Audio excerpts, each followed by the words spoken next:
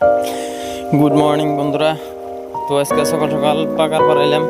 তো পাকার পর আসার পরে দেখি যেটা মোটরের পানি দিয়ে দিচ্ছি, মোটরের পানির মধ্যে এমনি করে মাছ লাফালাফি করতেছে। তো আমি চিন্তা করলাম অ্যাকচুয়ালি ভালো মন্দ বোঝাটা পৃথিবীতে যত জীবজন্তু আছে মানুষের থেকে শুরু করে বাকি যত জীবজন্তু আছে সবাই কিন্তু ভালোটা সবাই বুঝে। এর বাস্তব প্রমাণ দেখেন, আগের পুকুরের পানিতে পানি আসাল এনে কিন্তু এমনি করে লাফালাফি করে মাছে।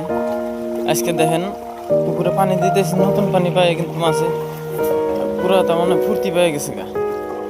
এটার মানে এই বোঝায় যে সব বস্তুতেই ভালো বুঝে, আর যদি ভালো না বুঝতো তো দেখেন লাফালাফি করতো না, যেমনি আগে নর্মাল আসছিল তেমনি নর্মাল থাকতো।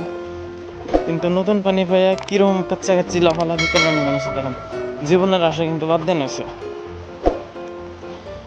কাচ্চা দেয় কোনো উড়ে ঠিক নাই, টানে উঠে নীরবে পড়ে থাকে, একবার লাফালাফি করে যেসব মরণ হয়ে জায়গা এর সঙ্গে কিন্তু আর নামার মতো সিস্টেম থাকে না, ওনে মরে দেয় তাও কিন্তু ভাবে না, তাও লাভ পারে উড়ে হেরে টানে উড়ে হেরে মানে আলাদা একটা ফুর্তি পায়। নতুন পানি পাইছে যার জন্য দেয়। আমি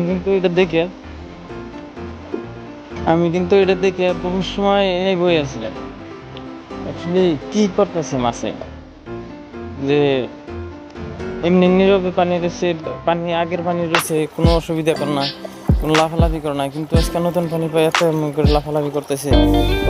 আমি বই ভাবলাম বহুত সময়, ভাইবা পাইলাম না।